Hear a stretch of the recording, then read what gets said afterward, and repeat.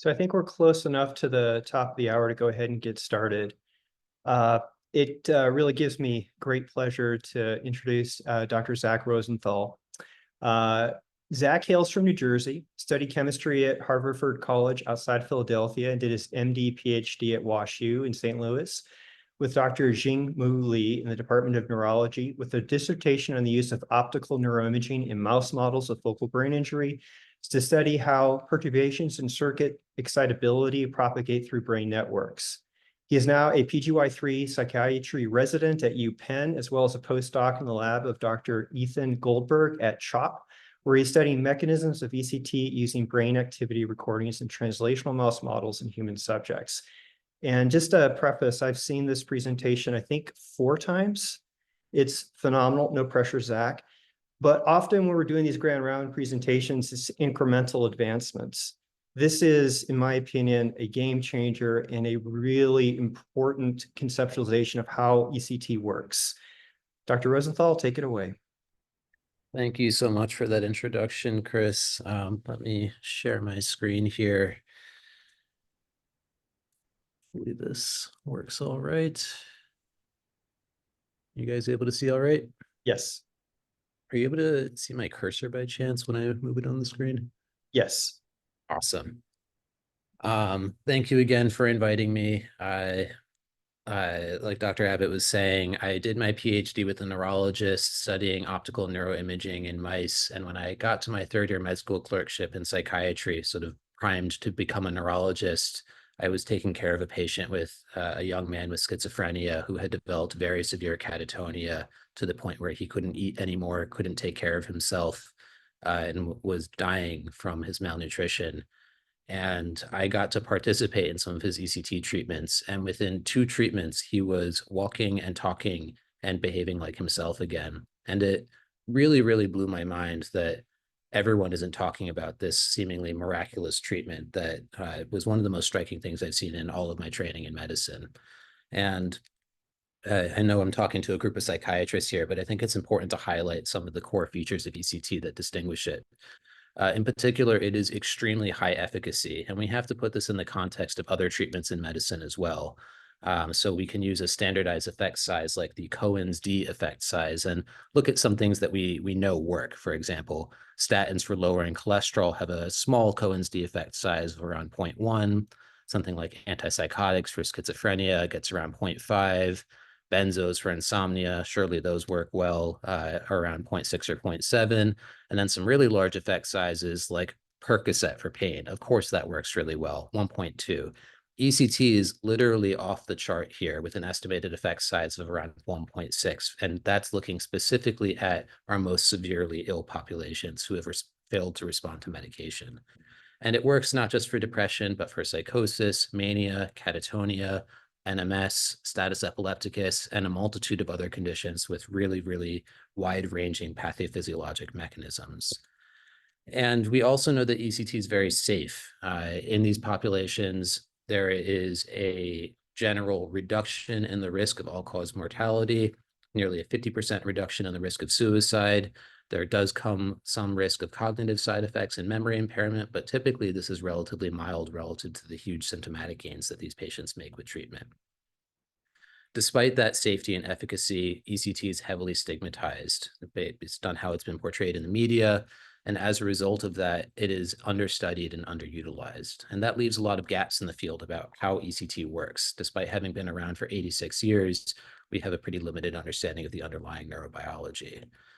And some of the key gaps in our knowledge include what is actually happening in the brain during stimulation. And one of the main limitations we have here is that while you're passing current into the brain, there's no easy way to record electrical activity without your sensors being completely swamped by the current you're passing in.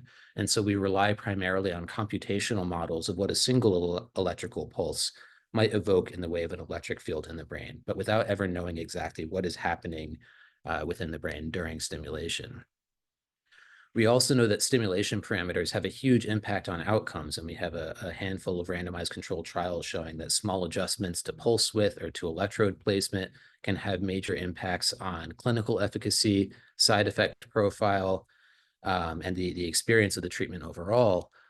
but the stimulation parameter space is nearly infinite between different pulse shapes, pulse amplitudes or current intensities, pulse frequencies, pulse polarities, and so on. And so we haven't really been able to map out what is the sweet spot of specific stimulation parameters for eliciting the optimum clinical outcome. There likely are better ways of doing it than we're doing it right now. We also know grossly that ECT induces inhibitory plasticity in the brain. Something like 90% of patients have a rising seizure threshold with each treatment, suggesting that there's a lasting inhibitory effect of the treatment that may have a circuit basis that we have not yet identified. There's also the central question of, is seizure even necessary? We know that not all seizures are therapeutic. Some patients have what look like adequate seizures in ECT but don't respond. Some patients barely seize at all but appear to respond anyway, and we don't really know why. And then there's the question of, are there better biomarkers than this little paper ticker strip that's being printed out of the ECT machine with a 2-lead frontal EEG? Are there better readouts of whether the treatment's working and how best to deliver it? To try and answer this question, I came back to some of the tools I worked with in my PhD using optical neuroimaging in mice, taking advantage of a genetically encoded calcium sensor protein called RCamp. And RCamp glows red when it binds to calcium. And so if you put it inside of neurons, it will glow whenever there's electrochemical depolarization inside of those neurons. And you can express it transgenically in mice and get this really rich view of cortical dynamics through the intact skull in a way that we'd never get to visualize in people with high spatial and temporal fidelity. And so I designed a PrEP where we could do ECT concurrent with this imaging. And rather than using the conventional rodent model of ECT, placing clips on the ears, sort of big and floppy, where the current can go in any which direction relative to the brain, I placed brass pins directly adjacent to the cortical surface to try and simulate the geometry of how we deliver ECT in people. And here I've placed 5 different pins so we can play around with different configurations of stimulation while imaging through this clear polymer window, all sitting on top of an intact skull.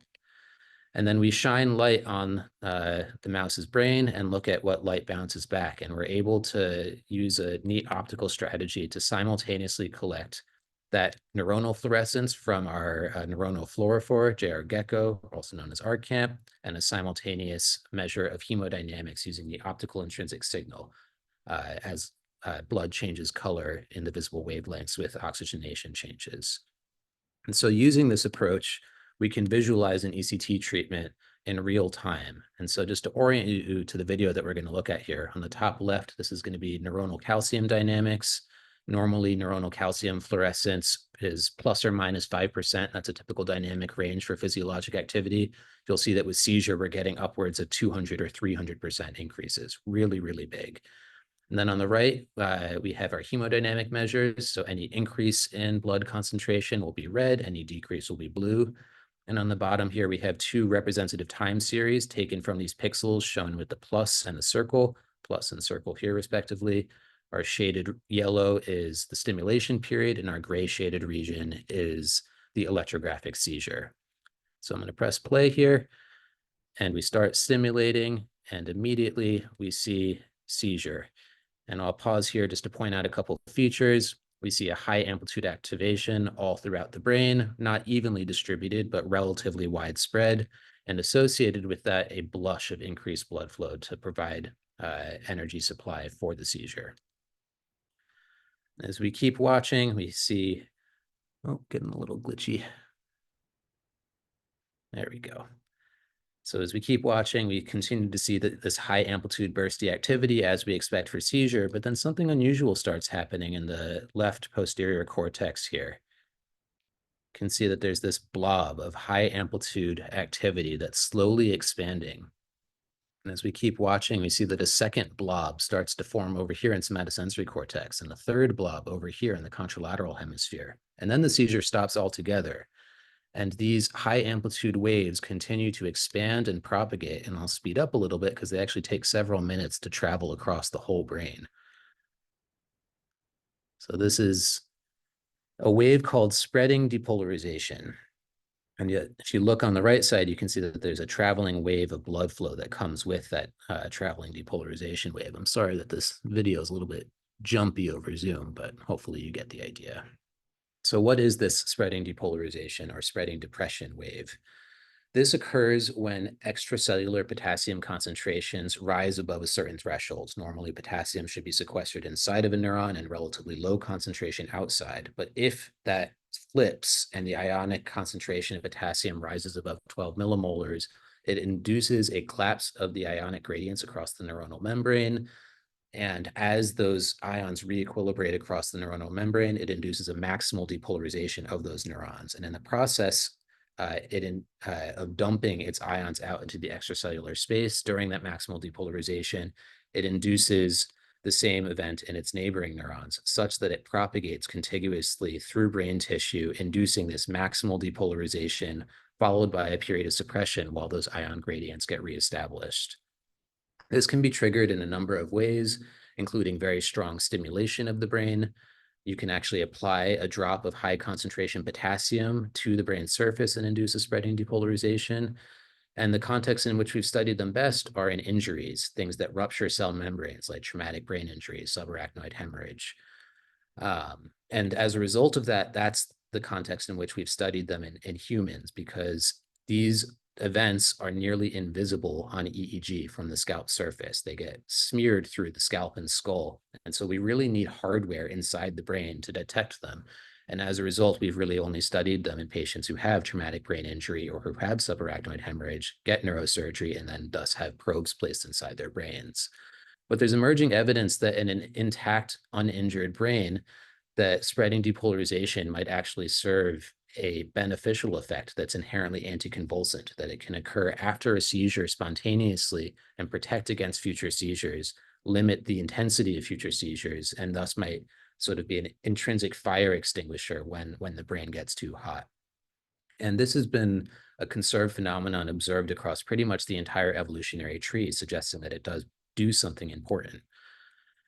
We observed in the mice that not all seizures are sufficient to elicit spreading depolarization. So I can do serial rounds of stimulation, increasing the current intensity with each round. And we find 1 and 2 milliamps don't really do much to elicit seizure activity.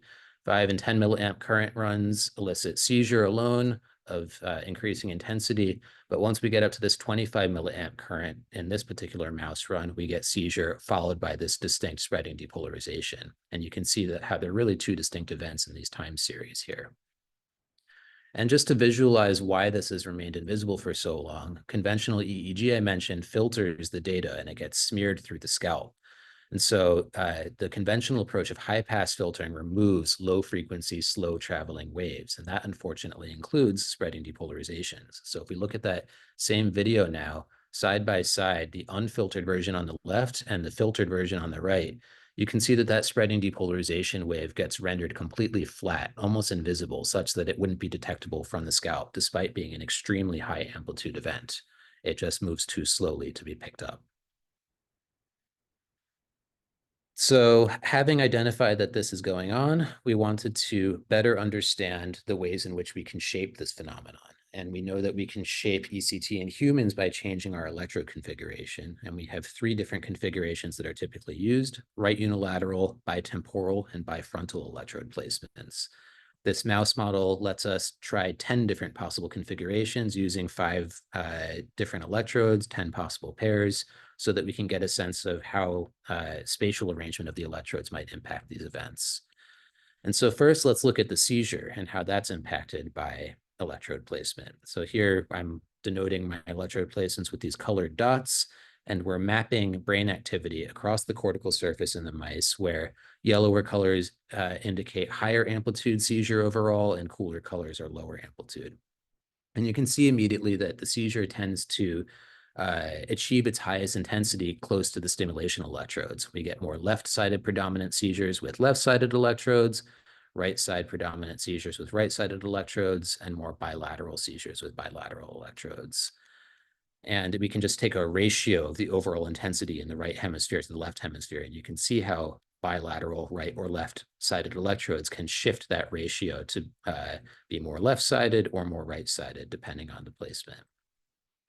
And if we just map the absolute seizure intensity, this will vary across a range of conditions that we played with. But regardless of the intensity of the seizure, we can shift its right-sided predominance or left-sided predominance with our electrode placement. We can also measure the distance that we'd expect if the distance from the electrodes to the point of maximum intensity of the seizure. If there was no relationship between those two, we would expect a distribution like this after shuffling the data a million times. But with this specific combination of electrode pairs relative to seizure intensity, we find that the distance is actually much closer than expected if it were to be random. And so this is just the initial event, the seizure. What about the spreading depolarization that comes after the seizure? We have a spatially biased seizure, and we find that those spatially biased seizures change the spatial properties of the subsequent spreading depolarization. So here, instead of mapping intensity, I'm mapping time to peak, where purple colors indicate earlier portions of the traveling wave and yellow colors indicate later portions of the traveling wave. And in general, wherever the seizure had its peak, the yellowest part in these top rows, that tends to be where the spreading depolarization started subsequently. The most intense spot of seizure tends to be where the spreading depolarization comes from. And we get these interesting events where sometimes the spreading depolarization is restricted to the left hemisphere only. And in contrast, when we had predominantly right-sided seizures, we could get right-sided only spreading depolarizations. These events never cross midline. If they occur bilaterally, it's because multiple foci emerge separately in both hemispheres. And then if we have bilateral electrodes and more evenly spaced seizure, we can get either unilateral or bilateral spreading depolarization. I will spare you too much of the details here, but suffice to say, right-sided stimulation predominantly elicited right-sided spreading depolarization, left-sided stimulation elicited primarily left-sided spreading depolarization, and bilateral stimulation could elicit all three, but usually a bilateral spreading depolarization.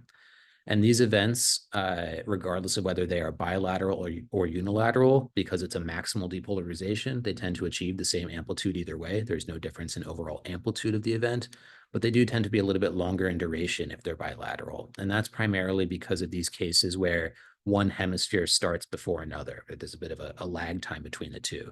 Here, a left-sided focus emerged almost a full minute before the right focus formed. And so the overall event time tends to be longer.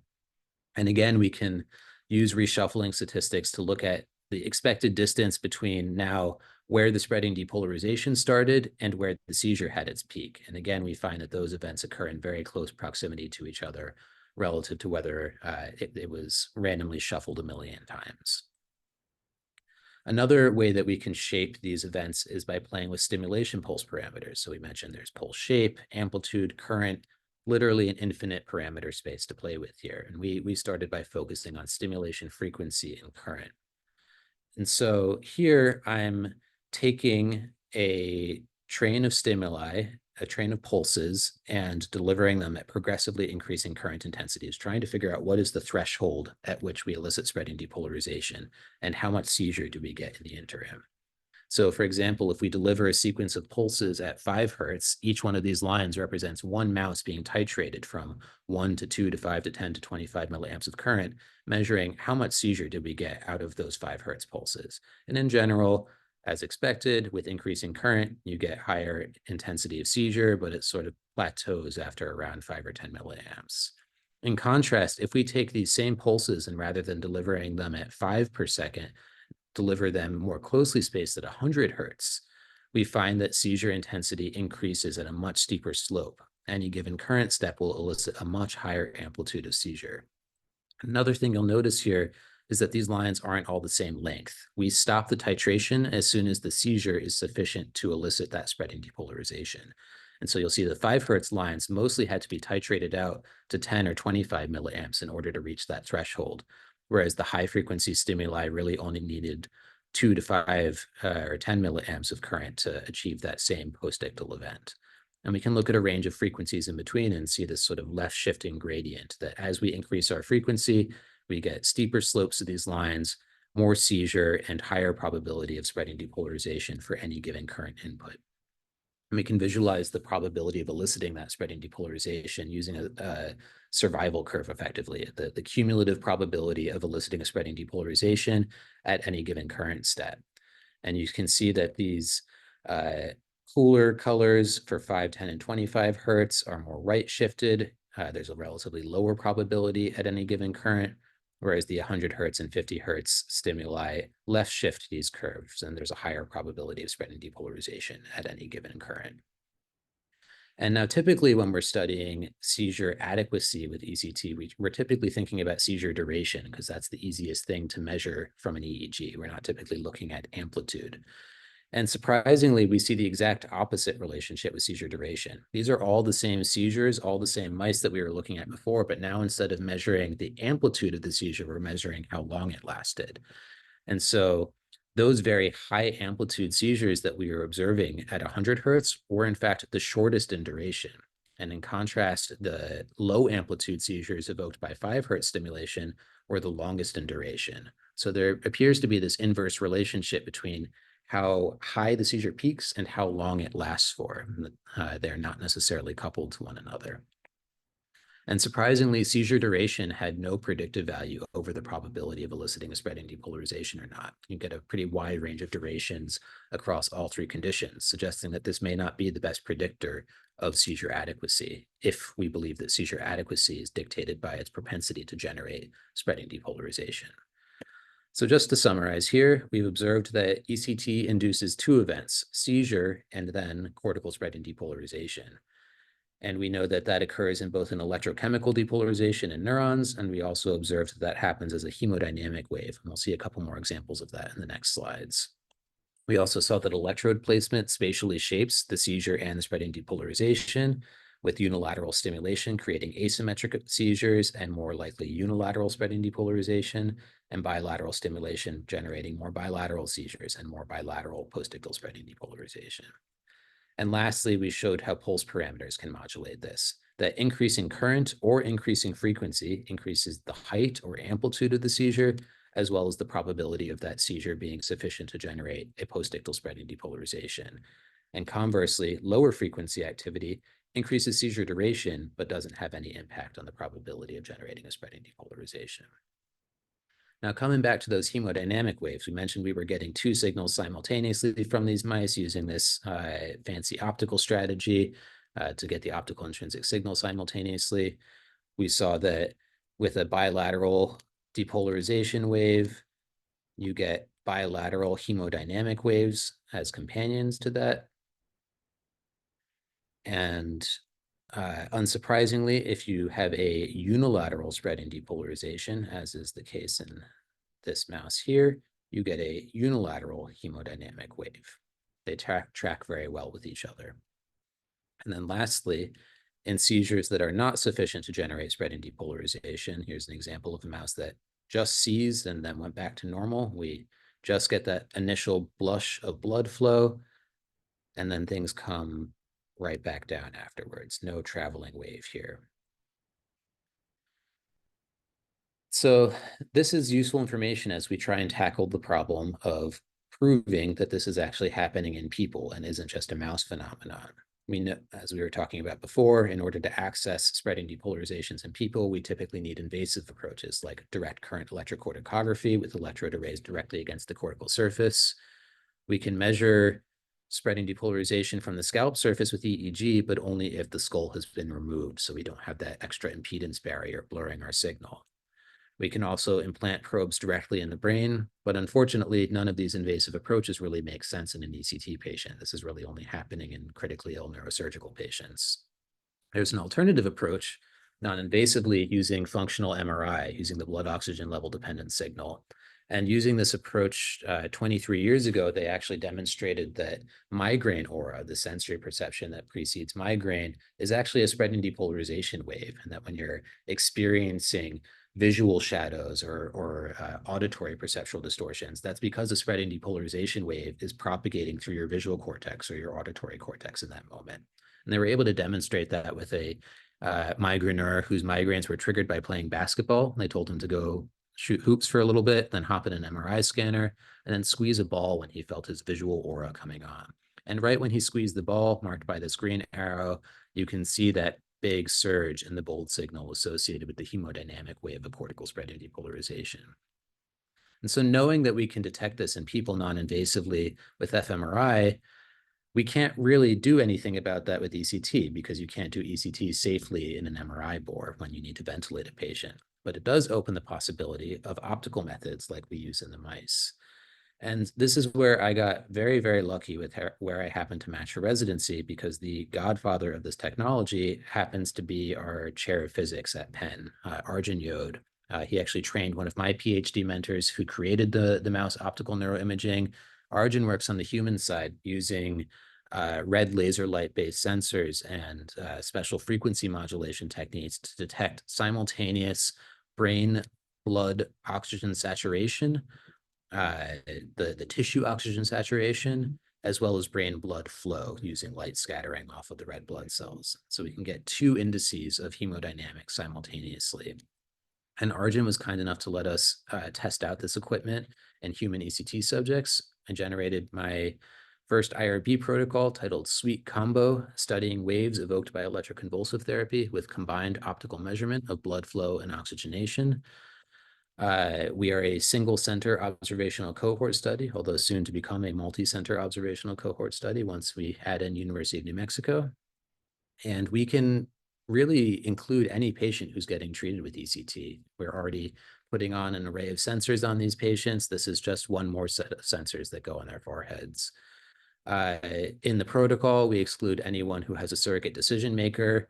Practically speaking, there's a few other folks we end up having to exclude, in particular, anyone who has what I call an incompatible forehead. So that is a forehead that is too small or too hairy to attach our sensors to cleanly. And we also have not yet found a way to make this all fit with bifrontal ECT configurations. But even with those limitations, we've been able to get a really great enrollment over the past year. We've gotten 19 recordings from 11 subjects. And I'm going to show you example data from the first of those subjects here. This was a 50-year-old woman with treatment-resistant depression who had failed something like 14 different medication trials and was coming for ECT to try and break through her severe symptoms. And there's an array of hypotheses that we could come up with coming into these experiments of what we might expect these signals to look like during treatment. If there is a cortical spreading depolarization happening after seizure, we would expect that there should be a biphasic wave, an initial wave during the seizure, an inflection point, and then a second wave that comes after it, after the electrographic seizure has flatlined on EEG. We would also expect that these events would have relatively variable morphology in terms of waveform. So because the cortical spreading depolarization is a traveling wave, we never know when exactly that wave is going to travel underneath our sensor relative to where it formed initially. So there might be a variable time delay of where the wave appears, and there might be a variable morphology because unlike the mice, we have gyrated brains, and you never know exactly what the optical properties and interaction with the geometry of the traveling wave might look like. And the third hypothesis that we have coming into this is that, like we saw in the mice, right unilateral stimulation might elicit right-sided predominant spreading depolarization, whereas bilateral stimulation might elicit more predominantly bilateral spreading depolarization. So we hooked up the sensors to our first patient and saw pretty much exactly what we were looking for. So we're using the same color coding as before. Yellow indicates the stimulation period, gray is the electrographic seizure. And here we're first looking at blood flow index, normalized to baseline 100%. During the electrographic seizure, blood flow surges up to around 200% in the contralateral hemisphere and up to 400% in the ipsilateral hemisphere to stimulation. So there appears to be some spatial biasing of the evoked response in the seizure itself. And then after the seizure ends, flatline on EEG, we're all cleaning up and thinks the treatment is over. There is a massive second wave happening in the right hemisphere only of this patient, lasting for 5 minutes, several 100% increase above baseline blood flow, whereas the left hemisphere, the unstimulated hemisphere, comes back down to baseline. And in tandem with this, we're measuring brain tissue oxygen saturation. And so we find that during the seizure itself, during that initial surge of blood flow, there's a reduction in tissue oxygen saturation. Makes sense that a seizure would be a relatively ischemic event given its high energetic demand. But what's interesting is that this dissociates the subsequent spreading depolarization, because this second wave of increased blood flow actually brings brain tissue oxygen saturation well above baseline, 5 to 10% above physiologic levels, suggesting that this second wave is in excess of the brain's metabolic demand rather than being a relatively ischemic event. One of the concerns that we had initially when we saw these results is that ECT, we know, is a very strong sympathetic stimulus. So what if this is just inducing systemic changes in cardiac circulation, a big surge in cardiac output? And so we attached non-invasive cardiac output monitoring to these patients, and we found that actually their cardiac output remains relatively steady. Though they become hypertensive during treatment, they become relatively bradycardic, and the combination of those two things produces on net relatively neutral cardiac output in terms of volume per minute. And so these several 100% increases in blood flow are likely due to local brain metabolic demand and a local brain event rather than a systemic process. And the fact that we have a within subject control comparing one hemisphere to another further indicates that. This didn't just happen with one treatment for this patient, but it also happened at her second treatment as well. Here we see a little bit more of a time delay in the post-ictal wave.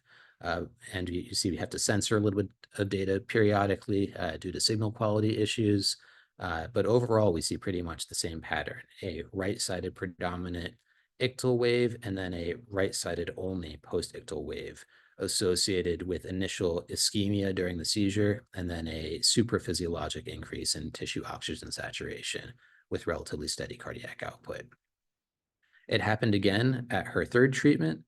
And at her fourth treatment, we saw a somewhat more unusual morphology that appears more consistent with a bilateral spreading depolarization. So here we actually saw both hemispheres had a 10% increase in tissue oxygen saturation during the post-ictal wave. So this was all happening here at Penn over the last year. And I was surprised to learn that this had actually been studied previously and just hadn't been published yet. And that is thanks to some of the folks on this call here. 8 years earlier, a enterprising MD PhD student in Bill Shuttleworth's lab, Britta Lindquist, in the last few weeks of her PhD, was doing some recordings of rodent electrocorticography during ECT stimulation in her own mouse model.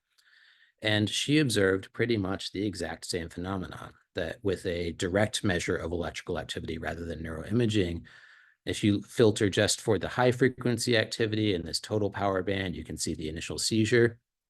And using that DC amplification to look at low frequency activity, you can see that there's a massive change in voltage occurring after the seizure. And this is on a millivolt time scale. It's sort of hard to conceptualize, but this is orders of magnitude larger of a potential change relative to what's happening during the seizure.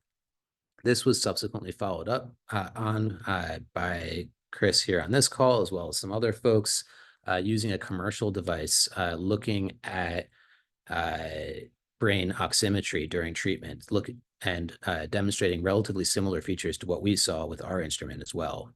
There's the initial increase during the seizure, and then subsequent post-ictal waves. And in 2 examples of right unilateral stimulation, they observed a right-sided predominant. These magenta lines from the right side are a little bit taller, whereas in a bitemporal stimulation patient, they observed a symmetric post-ictal wave, more indicative of a bilateral spreading depolarization. I moved through this a little bit faster than I was expecting. Apologies about that, but we'll have plenty of time for questions. So there's a lot of different directions to go in with this now. We've demonstrated this phenomenology that this second event is happening after seizure in both mice and people. And this begs the question, is this just an incidental phenomenon, or does this actually mean anything biologically? Is this contributing maybe to the therapeutic benefits of ECT? Is it contributing to the inhibitory plasticity we see after ECT? Could it even be contributing to the memory impairment that we see after ECT? And so there's a lot of different angles that we need to take to study to that problem. In mice, we have a lot of opportunities to continue exploring the stimulation parameter space. How do we optimize to generate seizure alone, spreading depolarization alone, or both?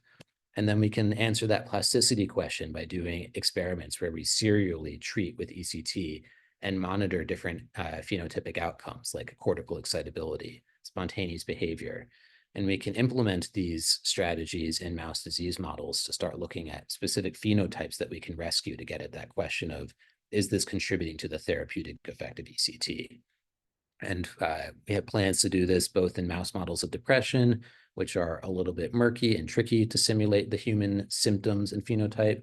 But we're also trying to replicate this in mouse models of autism and neurodevelopmental diseases, which are a really exciting emerging indication for ECT. Catatonia and self-injurious behavior cause significant morbidity and mortality in children with neurodevelopmental disorders.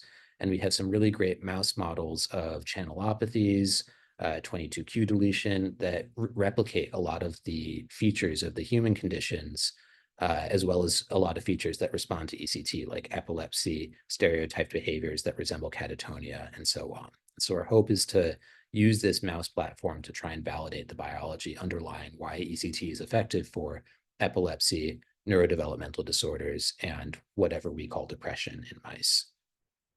And in tandem, we need to study this in people as well. And this is a really exciting emerging collaboration between my study and a study that Chris and one of my co-mentors, Yvette Chalene, are running together called Decode, using a standardized course of ECT with fixed stimulation parameters, combined with electric field modeling, rigorous assessment of clinical symptoms and side effects, and serial neuroimaging. And by dual enrolling patients and recording whether or not they're having spreading depolarizations during their treatment, we can hopefully begin to address this question of a causal link between stimulation eliciting an electric field of sufficient magnitude to generate a spreading depolarization and whether or not that impacts subsequent clinical outcomes. There's also an exciting opportunity to try and derive new forms of neuromodulation. In particular, do we even need seizure to get spreading depolarization if that turns out to be an event of therapeutic benefit by itself? And so we've found that things like high frequency pulses can efficiently generate a spreading depolarization with minimal intervening seizure. Is it possible to use a similar approach to design novel neuromodulation strategies in people that obviate the need for seizure and potentially in the process help destigmatize the way a lot of folks envision ECT as a sort of violent convulsion, though we know that is not true. If you're interested in reading more about any of this, we have a manuscript preprint up on bioRxiv right now. Happy to chat with anyone further about specific points in the data as well. And this really took a village to come together. I can't emphasize that enough, that how lucky I am that this all came together during residency and that I've had such amazing collaborators to make that possible. First and foremost, we need to thank our study subjects who, it's a really brave thing to get ECT while facing severe depression. And it is even braver to let a researcher study your brain while you're going through that experience. So we're really grateful for our patients being vulnerable and letting us learn from their brains and from their experience of treatment.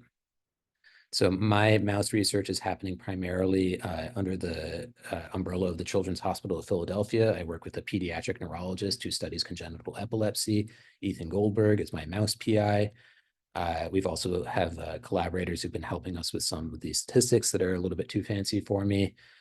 This was all made possible by a collaboration with our Department of Physics, in particular Arjun Yod's lab, who trained one of my PhD mentors. Some of our collaborators are in neurology. A whole host of folks in psychiatry, including our whole ECT service, who made this possible.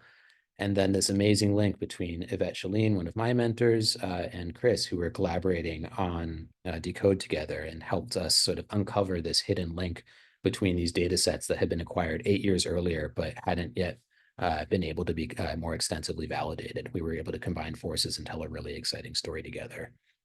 I also want to thank our funding sources, a company called Ant Neuro that custom fabricated electroencephalography equipment for us to try and measure cortical spreading depolarization with EEG with the fanciest equipment possible and convince ourselves that it is in fact impossible. Even with the fanciest equipment, we couldn't make it work. And I will wrap up there and open it up for questions. Thank you so much. Zach, thank you. Always a tremendous talk and just amazing content. One question that I'd like to start off with, based on your experience with Sweet Combo, I think you said you're up to 11 subjects. I know this is a work in progress, but can you speculate on what the data is telling you about therapeutic versus iatrogenic effects? Yeah, that's a great question because a lot of people in the field of spreading depolarization, because it's been studied so often in the context of TBI, they think this is doom and gloom because in the setting of a brain that has an injury, this big depolarization wave worsens bioenergetic mismatch. So if you have a spot with ischemia, it's going to make it bigger and make your injury larger. And so there's definitely concern that we need to figure out, is this helpful or is this harmful? And there's a few clues that we have so far that this is not part of the side effects and that this is potentially part of the therapeutic benefit. The first and most important clue is that we've been doing ECT for 86 years and our patients mostly get better. And thus far, 11 out of 12 patients that we've recorded from have had this event happening. And so if it was the case that this was neurologically devastating, we would expect that ECT would be causing significant harm, and we don't have evidence to suggest that. Another clue is in that oximetry recording. So there are examples of spreading depolarization waves in the setting of subarachnoid hemorrhage or TBI. And in those contexts, they see relative desaturation during the spreading depolarization. Ischemia gets worse if it's already ongoing. The fact that we see the opposite effect suggests that neurovascular coupling is preserved. We're not pushing the brain past its physiologic limits, and we may thus be able to get a different outcome than we typically see with cortical spreading depolarization in the injury context. And the third clue is from the only patient that we've been able to record from multiple times, the patient who I presented in this slideshow.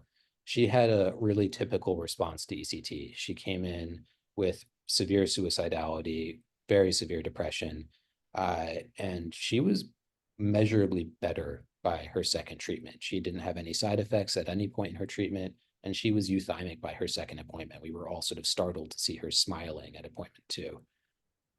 And so we may end up being proven otherwise. This could be contributing to both clinical benefits and to side effects. But my suspicion is that it is at least contributing to clinical benefit. I have a pet theory that because we see that spreading depolarization can be compartmentalized in one hemisphere or another, that it may be the case that we start to see memory impairment when really, really large spreading depolarizations hit subcortical structures like the hippocampus. But potentially maybe there's a sweet spot where you just get the cortex only spreading depolarization and maybe only get the therapeutic benefits there. But that's something we'll hopefully be better able to answer with future studies. Thank you, Zach. Dr. McKenzie. Hi, very nice talk. Thank you. I was struck by the long interval that you could sometimes see by the seizure termination and the beginning of the SD, sometimes on the order of minutes. And that was both, I think you showed that in animal and your human data, and also I think in the UNM data too. What do you think then is the precipitating cause of the SD? So here you show them close together, but I think that there were other ones that were not, right? Yeah, so I brought up this slide just to show that it depends on where you take your point measurement from. So in the top time series here, it looks like the two events are in very close proximity to each other because I put this marker near the initial starting point of the spreading depolarization. But if we look at a spot that's later in the trajectory of the spreading depolarization, like the circle marker here, you can see that you can get a longer time gap. And so because this is a traveling wave and because it's relatively stochastic, which patch of brain is going to cross that threshold of extracellular potassium and sort of catch almost like a piece of paper catching on fire. You need that one spot to catch in order for it to spread throughout the whole hemisphere, but you don't necessarily know where it will. And so if that occurs at a far distance from where you're recording from, you might see that long time delay. And if it happens to occur in close proximity, you might see a shorter time delay. I see. So, but I think that your measurement of the seizure is from the same spot. So the seizure can clearly terminate without the SD rolling through here. Yeah, so you can kind of see it right when the seizure ends here. This is more sort of my anthropomorphization of the spreading depolarization than concrete fact or observation. But the appearance or what I interpret out of observing these videos is that once the spreading depolarization gets a certain critical mass, it is sufficient to terminate the seizure. And you can see that happen right at that moment there.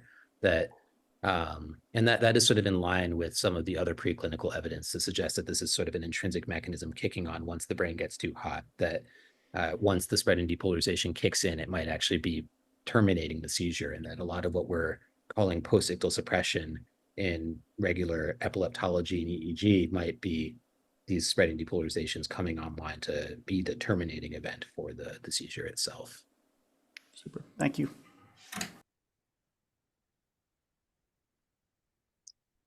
Any other questions?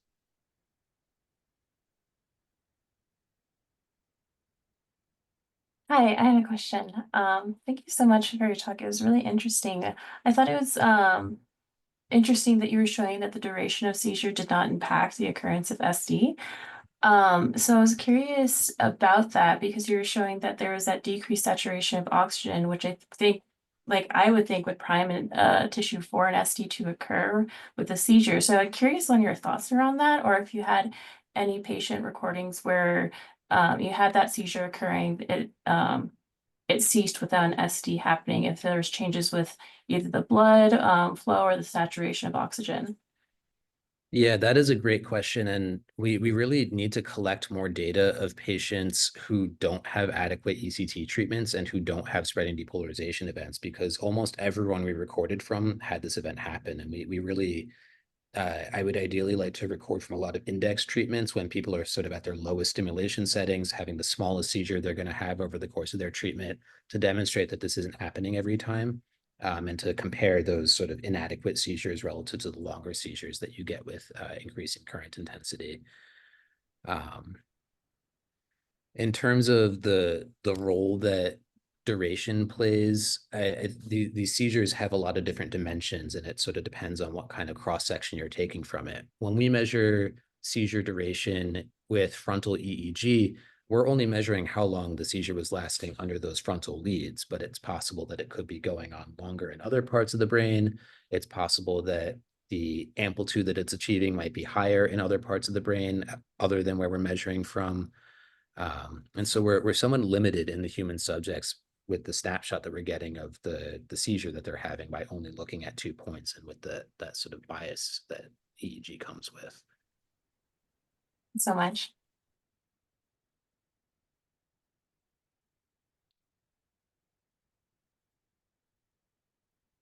Any other questions?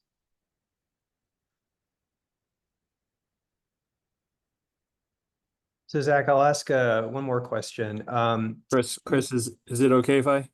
Yeah, jump in. And sorry, anyway, Davin Quinn, so nice to meet you, face to face like this, Zach. I don't have a question. I just want to say congratulations on just such amazing translational work that you've done. Really, I think this is what the field has been needing to see, is just the correlation between what you and Britta saw in mice and now what you and have been able to document in your human subjects, and the amazing sort of correspondence there. So I just hats off to you. And hats off to you for demonstrating this well before me as well. And I hope that it is vindicating to see it replicated, and that it was not all in your heads. This was really happening. Indeed, yes. This is very, very exciting.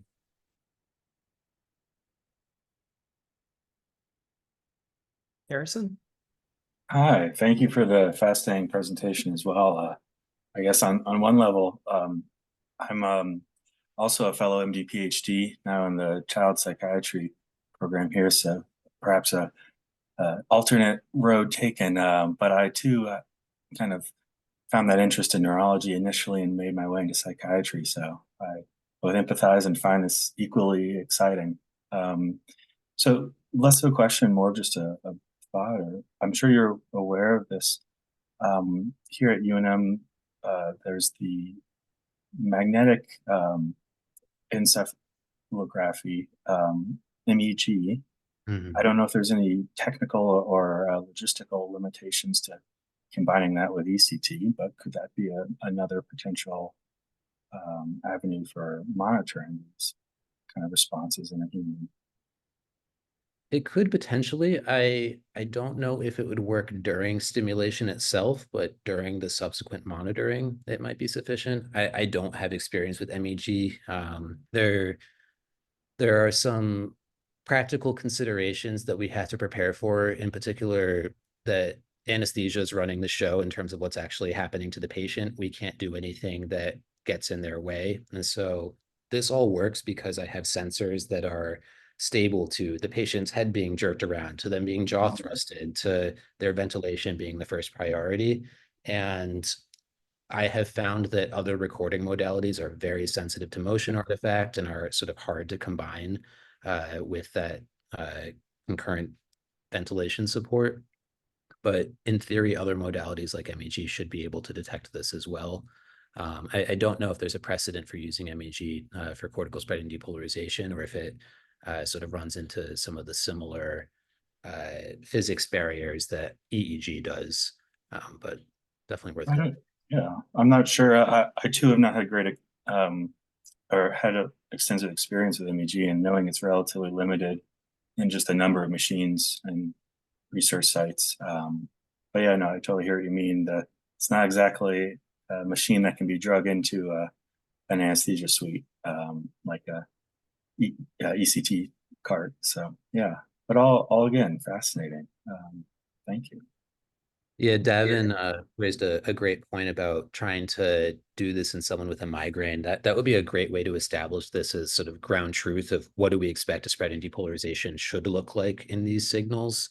I haven't gotten around to it yet, but I'm really hoping to just do a quick recording in our epilepsy monitoring unit, because we have a lot of patients with stereo EEG, and there we could have a electrophysiologic ground truth of spread and depolarization.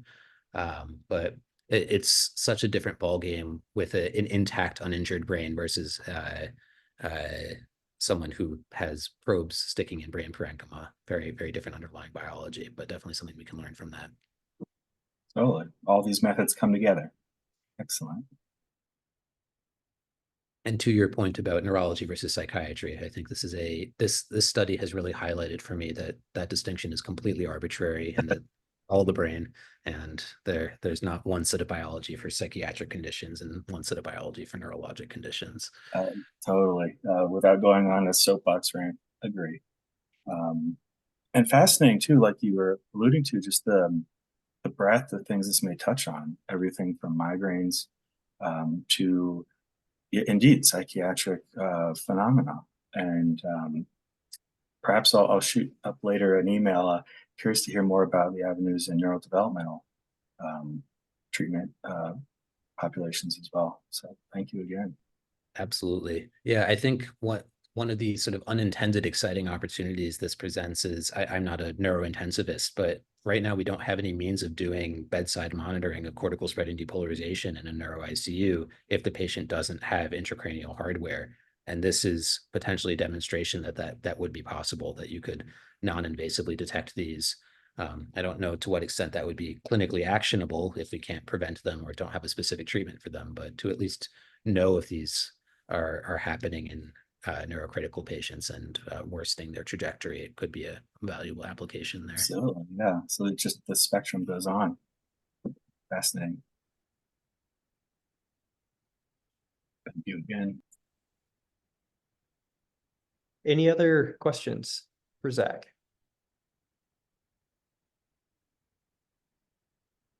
So Zach, one last comment. You mentioned yesterday about rebranding ECT and used the term neuroversion. Could you comment a little bit about that? Because I think it kind of captures the magnitude of what you're finding here. Yeah, so this whole project has also highlighted for me that ECT is a terrible name, because if it turns out that spreading depolarization is the actionable part of this treatment, then it is neither the electro or the convulsion that actually is therapeutic. And I think that terminology is honestly contributing a lot to stigma and people's picturing a physical convulsion. It's honestly misleading.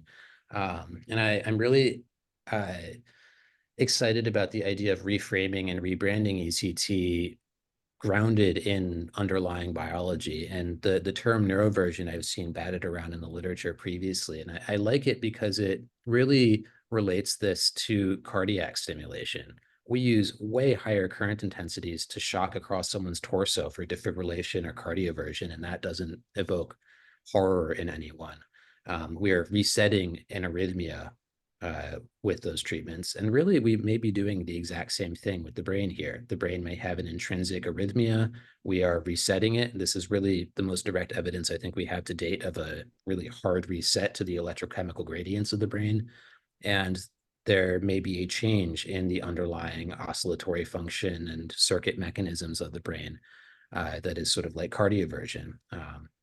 And so I don't want to jump the gun too quickly until we validate whether or not spreading depolarization is the therapeutic mechanism or not here. But if it does prove to be, I think we could theoretically rebrand any treatment that is sufficient to elicit spreading depolarization as a form of neuroversion and sort of resetting that intrinsic rhythm. Excellent. Thank you, Zach. If we don't have any other further questions, I think this will conclude the grand round. So Dr. Rosenthal, thank you again for the presentation. Always a pleasure. Thanks for inviting me. It's been great working with all of you. Take care. Bye-bye, guys.